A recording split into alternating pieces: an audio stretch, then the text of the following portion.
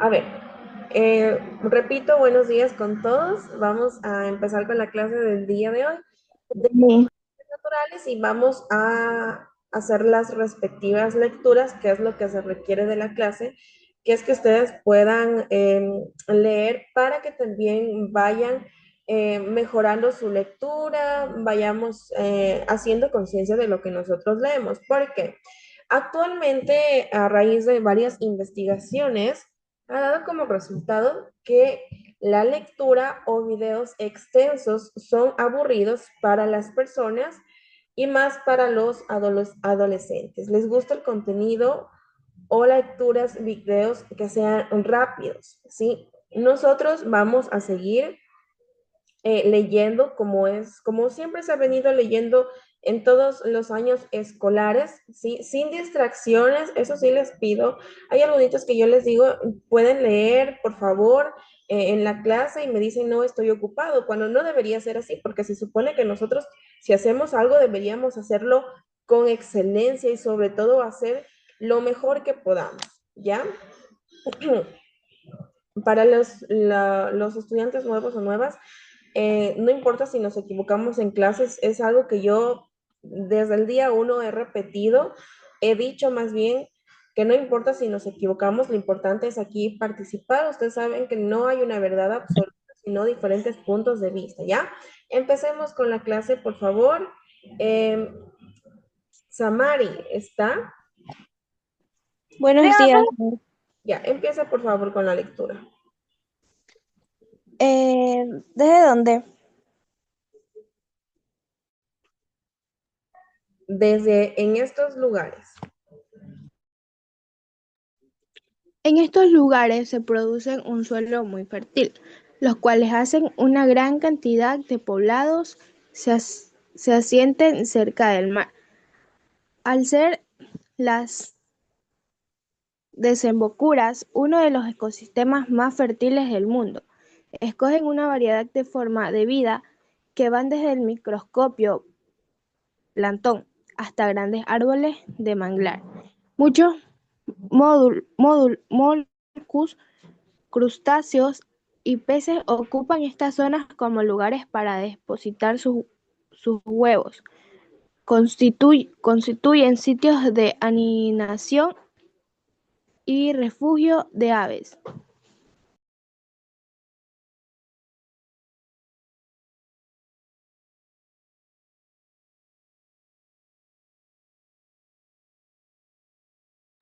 Ya, cuando yo diga pausemos, nos detenemos para platicar, lo hacemos. Si yo no lo digo, continuamos con la lectura, ¿ya? Para todos, chicos y chicas. Ahora tenemos el ecosistema de manglar en el Ecuador. Continuamos con la lectura, Samar. Los ecosistemas de manglar en el Ecuador. Los manglares proveen de habitan muchas especies formados ecosistemas completos y totalmente diversos. Tienen un rol muy importante en la ecología de la costa y también presentan muchos servicios para las poblaciones humanas de la región. Los manglares protegen la costa de los efectos de la erosión, marejadas y tormentas. Las zonas de manglar actúan como filtros de la so- salinidad del mar, lo que protege los suelos fértiles de las planicies costeras. Las riquezas biológicas de los manglares además permiten el desarrollo de actividades de importancia económicas y cultural en el Ecuador. Alrededor de 1 millón de personas depende de estos ecosistemas para labores de recolección de mariscos, conchas y cangrejos, pescas artesanales como fue fuente, leña y madera y otros usos.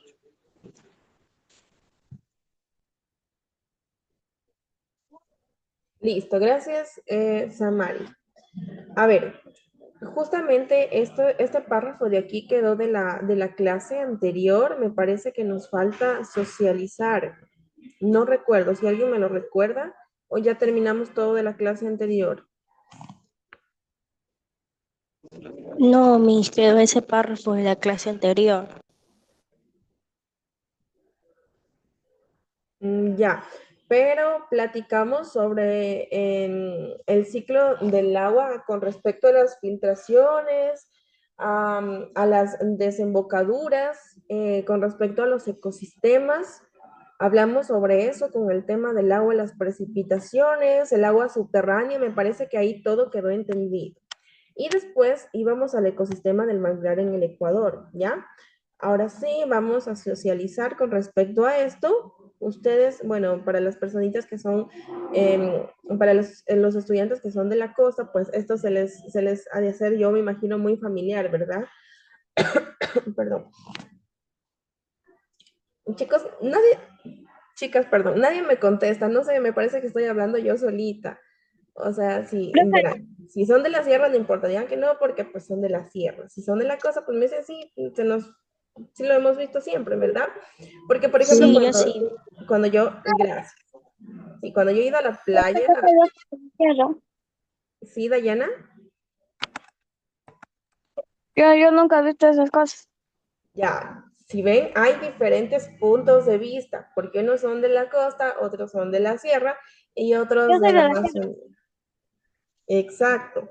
Sí, cuando yo, por ejemplo, para ir a una playa de un lugar a otro, recuerdo que nos llevan como que en lancha y vemos esto a lo lejos, estos manglares.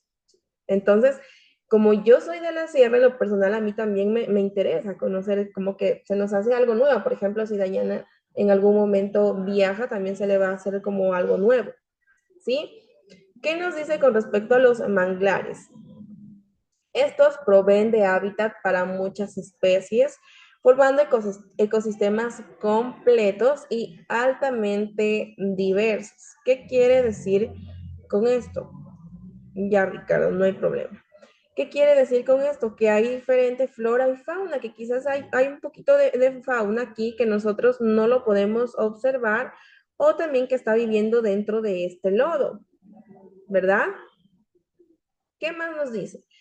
Los manglares protegen las costas de los efectos de la erosión, marejadas y tormentas. Las zonas del manglar actúan como filtros de la salinidad del mar, lo que protege los suelos fértiles, son suelos fértiles de planicie costera. Las riquezas biológicas de los manglares además permiten el desarrollo de actividades de importancia económica y cultural.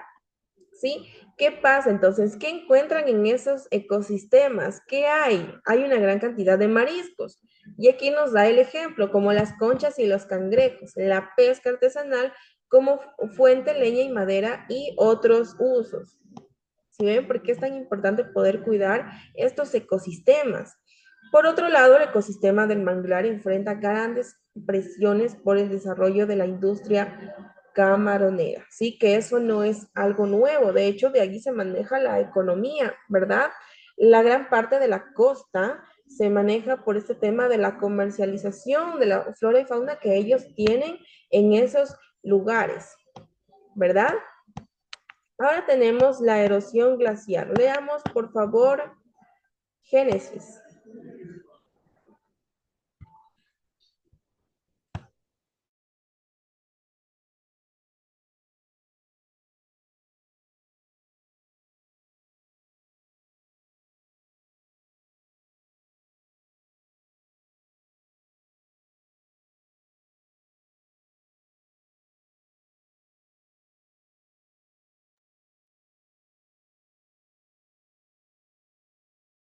Ya, adelante Daniela, lea, por favor. La hegemonía glacial. En los ambientes muy fríos o congelados, el agua líquida se convierte en sólida por efectos de la baja temperatura. El hielo es un agente altamente erosivo que en el pasado moderno del paisaje de todo el planeta. Esto ocurre debido a que masas grandes de hielo se desplazan por efecto de la gravedad, produciendo un gran desastre de los terrenos sobre el que se realiza este fenómeno. Se observa en las zonas donde el glaciar que había antiguamente ha desaparecido, con el arena Chimborazo. El hielo tiene la capacidad de arrancar o cortarse rocas enormes. Con ningún otro agente erosivo sería capaz de hacer.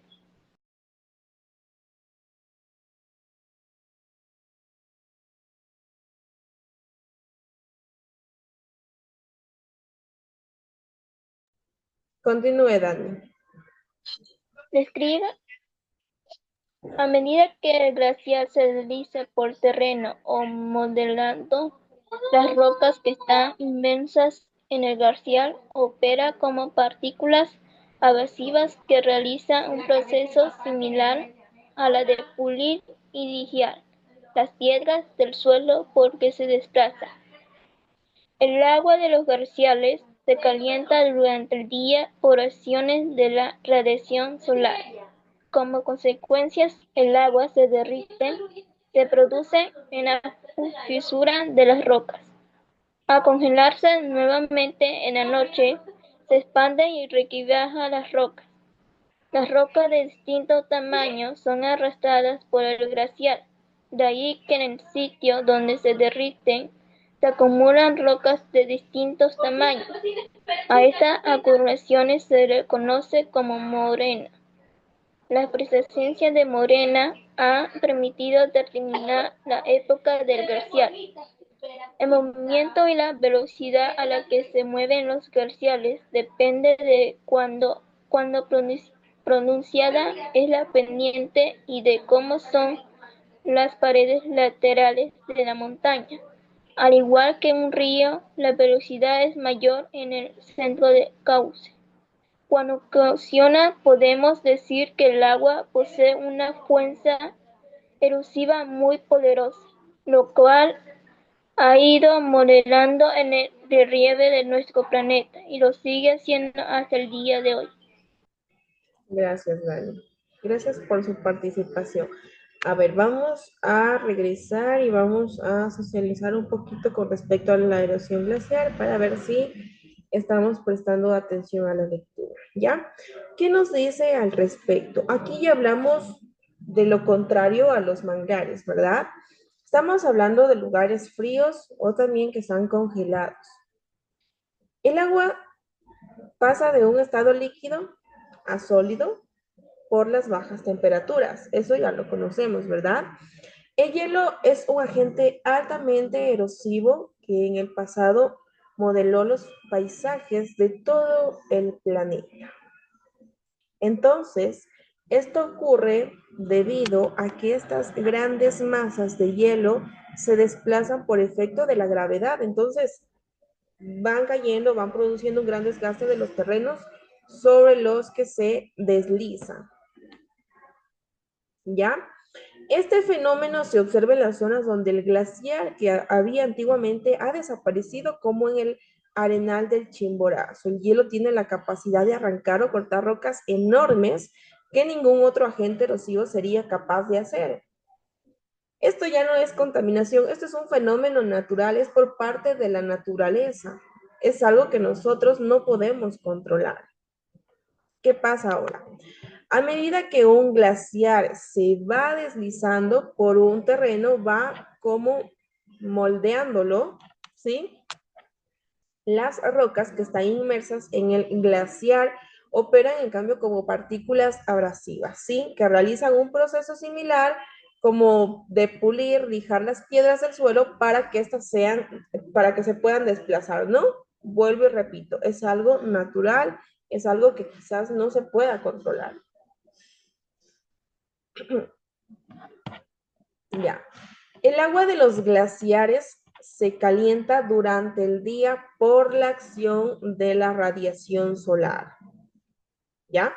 Como consecuencia, el agua se derrite, se introduce en las fisuras de las rocas, al congelarse nuevamente en la noche se expanden y resquebraja las rocas, es decir, como que intenta romperse, ¿sí? Las rocas de distinto tamaño son arrastradas por el glaciar, de ahí en que el sitio donde se derrite se acumulan rocas de distintos tamaños y a estas acumulaciones se las conoce como morrenas. La presencia de morrenas ha permitido determinación con respecto a la glaciación. Sí, el movimiento y la velocidad a la que se mueven estos glaciares dependen de cuán pronunciada es la pendiente. ¿Ya? Como conclusión, decimos que el agua posee una fuerza erosiva muy poderosa, la cual ha ido modelando el relieve en nuestro planeta y lo sigue siendo hasta el día de hoy. ¿Qué pasa con esto? Nos damos cuenta que el agua al convertirse en sólido y líquido em, puede traer otras consecuencias, ¿sí? Por ejemplo, en el día, con respecto al sol, hace que esto se vaya derritiendo poco a poco. Inclusive ustedes han visto que en otros lugares cuando esto ya está en casi todas las montañas, se producen como deslaves, ¿verdad? Entonces es algo natural, es algo de la naturaleza que no se puede controlar, ¿ya? ¿Está entendido hasta ahí? Sí, profe. Gracias, Alison, por responder. Ahora bien, vamos a ver los mecanismos de transporte, aluviones y formación de suelos. Vamos a leer Ricardo.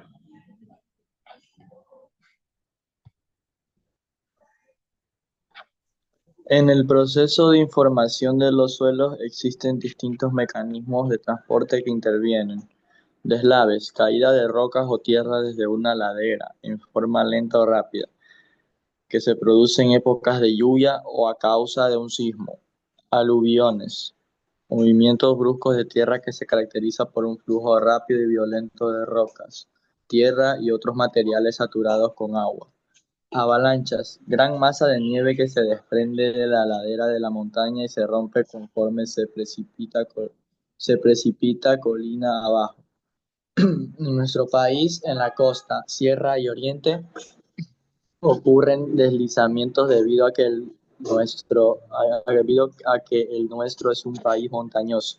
Esta condición sumada a las largas temporadas de precipitaciones provocan que el suelo se sature, la tierra se ablande y se desprenda, precipitándose a la zona baja de las pendientes mezclando lodo, piedras y oro y otro material que encuentren a su paso. Estos son procesos que ocurren de forma natural, pero que también pueden ser provocados o acelerados por acciones humanas como construir sobre terrenos débiles o realizar excavaciones en la parte baja de las colinas, provocando inestabilidad en la parte superior de las mismas. Además, el suelo sin vegetación también es susceptible de deslizarse, por lo cual la deforestación incrementa el riesgo. Las causas naturales de los deslizamientos de tierra pueden ser los mismos: erupciones volcánicas y la inestabilidad del terreno.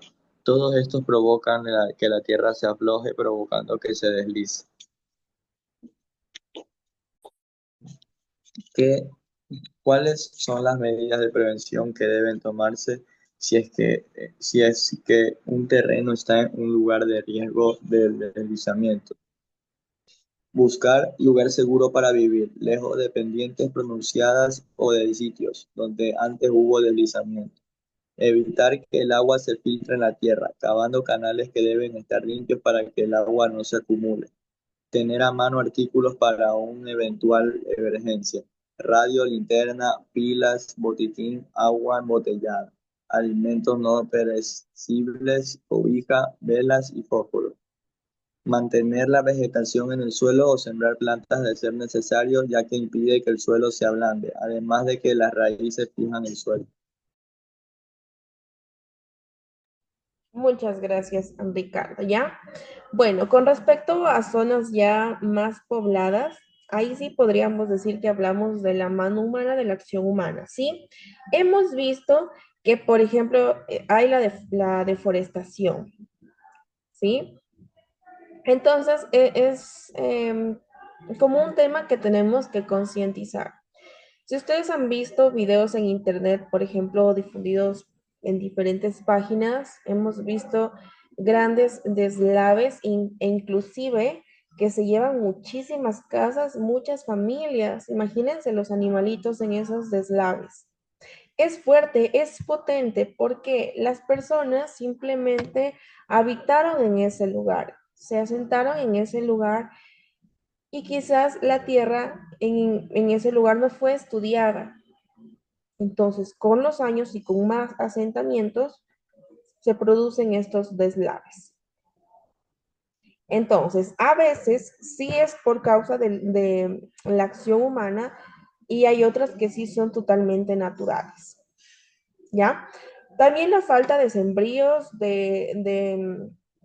la flora hace que se realice este mismo tema de los deslaves, porque ustedes saben que los árboles o estas plantas grandecitas hacen que de alguna manera tenga sostenimiento de la tierra, ¿ya? Por eso ustedes han visto, por ejemplo, hay árboles que están sembrados o están asentados en unas veredas y ellos van y van creciendo y van, como que las raíces se van saliendo y estas veredas se van como tendiéndose a partir, a quebrar, a alzarse, ¿verdad? Es porque cada vez está creciendo y de alguna manera esto sostiene la tierra. Están estos árboles hablando, sí, están mostrando que están creciendo, ¿ya? Asimismo hablamos de las medidas de prevención. Bueno, esto sí está, cabe recalcar el tema de vivir lejos de pendientes, de un lugar que quizás no se haya estudiado, ¿sí? En fin, vamos con la hidrología. Continuemos. A ver, otro voluntario.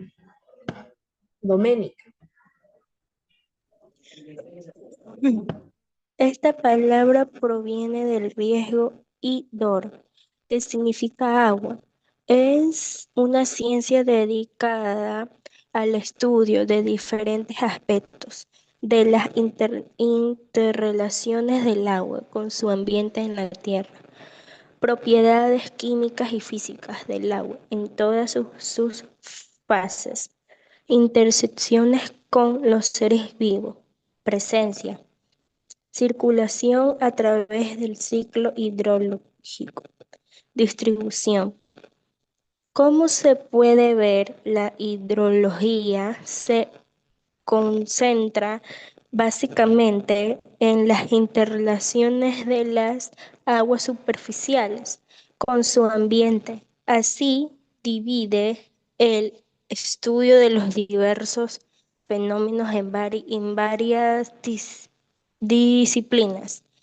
Hidrometeorología se concentra en el agua localizada en la capa inferior de la atmósfera.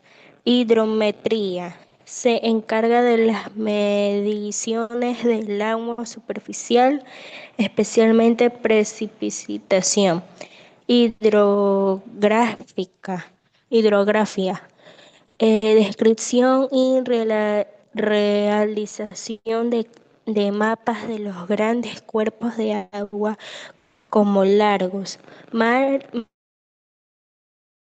como largos mares.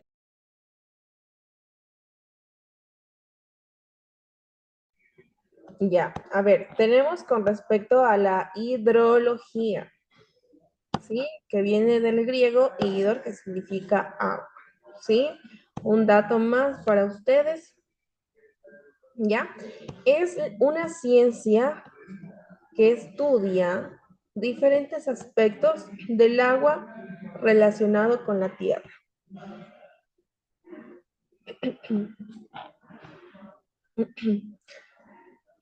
A ver, tenemos las propiedades químicas y físicas del agua en todas sus fases, las interacciones con los seres vivos, la presencia, el solo hecho de que esté aquí, la circulación a través del ciclo hidrológico y luego la distribución, ¿sí? ¿Qué más tenemos? ¿Sí? Esto se divide en varias disciplinas. Tenemos la hidrometeorología, ¿sí? Si a nosotros se nos dificulta leer, chicos, absolutamente toda la palabra, ¿sí? Vamos a hacer o vamos a dividir más bien la palabra, porque esta es una palabra compuesta, ¿ya? Si yo no puedo leerla completamente, no importa. Vamos a pausar en mis clases, al menos que sea así, para que ustedes puedan tener esa confianza de leer como ustedes puedan, ¿sí? Pero eso no quiere decir que van a leer mal ciertas palabras y van a continuar con la lectura, porque yo sé que ustedes son conscientes y en su mentecita sí se deben dar cuenta de que dijeron algo mal y siguen con la lectura con tal de terminarla, con tal de ya acabar con su participación, ¿ya? No lo hagamos así. Vamos a leer, por ejemplo, hidrometeorología. Hidrometeorología, lo repito. Y así mismo pausadamente. Hidrometría, puedo leerlo de a poquito, ¿sí? Hidrometría, repito de nuevo. Hidrografía, hidrografía, ¿no? Normal, ¿sí? No importa si hacemos eso, lo importante es que yo me dé cuenta que ustedes realmente quieren aprender y sobre todo que las lecturas deben estar impecables. Ustedes deben salir de aquí, de esta unidad educativa, leyendo perfectamente sin errores. Pero ya después de que salgan, ¿verdad? En este momento ustedes pueden cometer errores, pero volviendo a leer, chicos, ¿ya? No hay problema si nos equivocamos. El problema está en que yo leo algo mal y yo continúo con mi lectura, como lo dije anteriormente, con tal de terminar mi participación y no debería ser así, ¿ya? Entonces, ¿qué pasa con la primera? ¿Qué pasa con hidrometeorología? Se concentra en el agua localizada en la capa inferior de la atmósfera. Ya vimos cuál era la capa atmosférica, ¿verdad? Ahora, la hidrometría se encarga de las mediciones del agua superficial, especialmente en precipitación. Y la hidrografía en la descripción y realización de mapas de los grandes cuerpos de agua, como los lagos, los mares y los océanos. ¿Ya? A ver, ¿qué es la geohidrología? Vamos a culminar con la lectura. A ver, otro voluntario. Esta es una ciencia relativamente nueva que serviría de la hidrología. La raíz griega o geo significa tierra. Por lo tanto, la hidrología se refiere al estudio del agua en la tierra, es decir, al estudio de la agua subterránea que existe en el planeta. Se realiza con el objetivo de conocer cuál es su ubicación en el planeta y las formas de aprovechar sin causar daños en el ambiente. Un ejemplo de proceso que aplica la hidrología es cuando se busca un terreno para el cultivo de la planta o alimentación. Este debe ser rico en recursos y tener abastecimiento constante de agua. Entonces, la hidrológico efectúa estudios para determinar la presencia de corrientes subterráneas y es el mejor lugar para construir un pozo que permite aprovechar el agua. Muchas gracias, Daniela, por su participación. Listo. Muy bien. Si nos equivocamos, regresamos hasta leer la palabra correctamente, ¿sí? Porque a veces pensamos que podemos leer, por ejemplo, este párrafo de aquí, pero siempre se van a presentar palabras compuestas, palabras más grandes, ¿ya? Ahora sí, dejando eso de lado, tenemos la geohidrología, ¿sí? Esto es lo contrario a lo que vimos anteriormente, porque tenemos agregado el término geo que significa tierra.